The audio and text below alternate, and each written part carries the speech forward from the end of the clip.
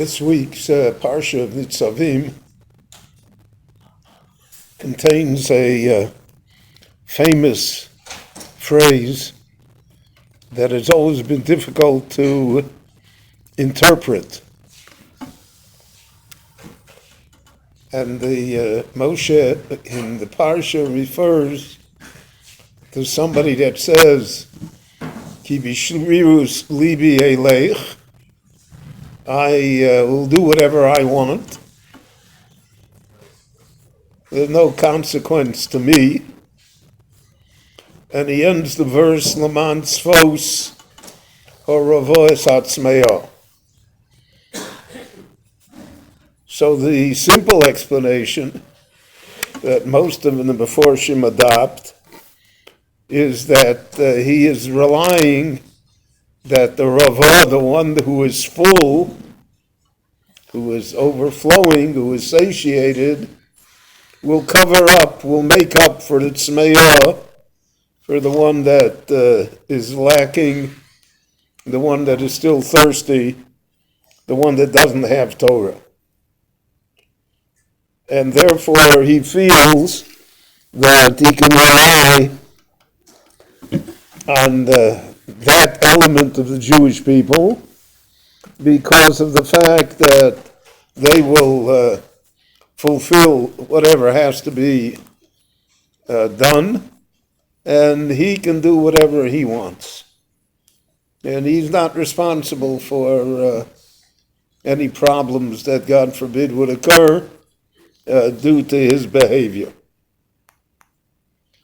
That's a common idea amongst human beings, that the individual is not that important, and that if generally things are, so to speak, going the way they should, and there's goodness in society, etc., he doesn't have to participate. Let someone else do it. So this raises the question that the Meforshim deal with on a deeper basis. And that question is the relationship between the individual and the community, between the Yachid and the Tzibur.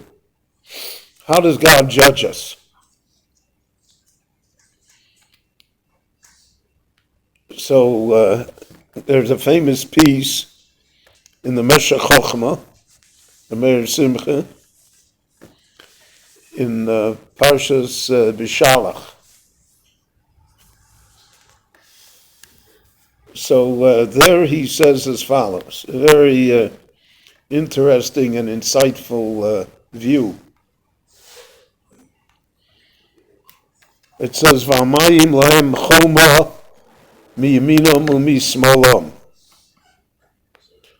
So the word choma is spelled choser, without a vav. Chet mem hey. So the Gemara says, therefore we could read it chema. V'amayim lahem chema. The waters were angry at them. And that is based upon the famous medrash that we know, that the Malachim said in heaven, however we understand that Halolu of the Avodah Zarah, Halolu of the Avodah Zarah. Why are you drowning the Egyptians? The Jews were the same pagans the Egyptians were. So, so to speak, the judgment of heaven is unfair. And therefore, that's why it says, V'amayim lahem chema. The waters were turbulent, angry at them, because the waters said, if we're going to drown the Egyptians, we should drown the Jews as well. They are no better. So he says there a tremendous insight.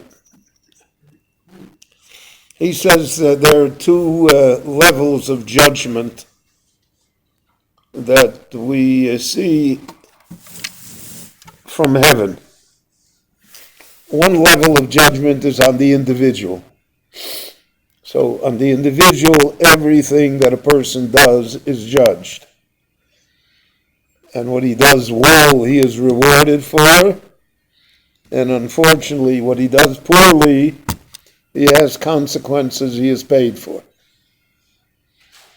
That level of judgment is individual, and it is always balanced, and it is always applicable. That's as far as an individual is concerned. But as far as a community, as a tzibur is concerned, there's a different measure of judgment. And that measure of judgment, he says, depends completely on the behavior of bein odom l'chaveiro, on the social behavior between Jews. And if there is a level of goodness in the relationships of Jews one to another, they're willing to help each other. So you see many times that, God forbid, a car is stuck on the road. You'll always see that someone will stop to see if he can help, even though he doesn't know the person, he has no connection to the person. But that's one of the traits of our society, is that we want to help each other, in spite of all the differences that we have. And for instance, God forbid, if you find yourself in a hospital or in a medical office, so you'll see that everybody is cooperative. And there they don't ask, who did you vote for? So on that level, on the level of community behavior, there the judgment of heaven is, how do they act towards each other? And therefore he says, for instance, that we find that in the wars of David HaMelech, as recorded for us in Tanakh, the Jewish army suffered casualties. It was war. War tragically always brings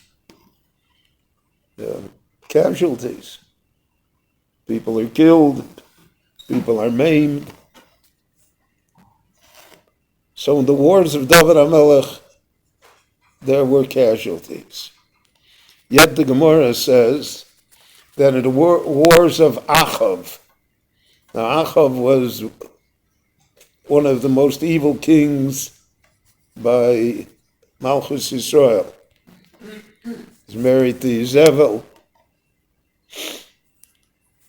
persecuted Eliyahu and all of the Nevi'im.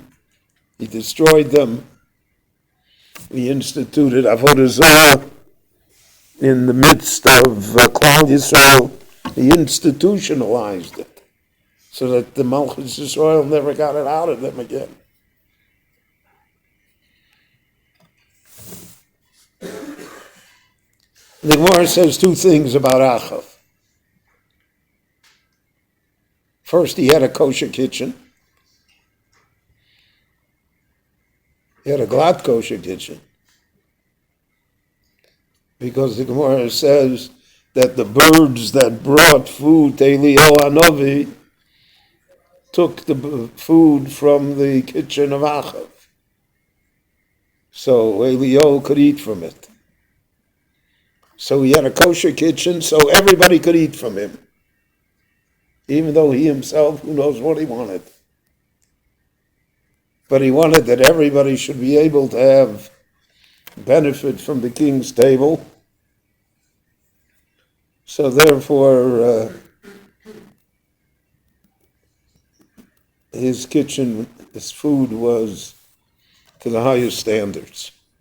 And then the Gemara says the second thing, Shelo nimtza bahem dilaturia.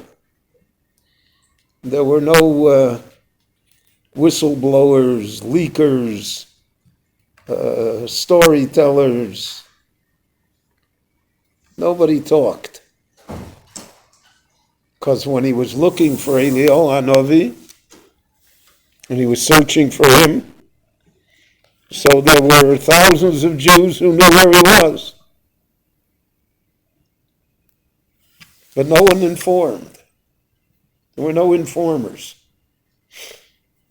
So he says, that's why the Gemara says that in the wars of Achav, there were very few casualties, if any. Because the tzibur is judged differently than the Yachid.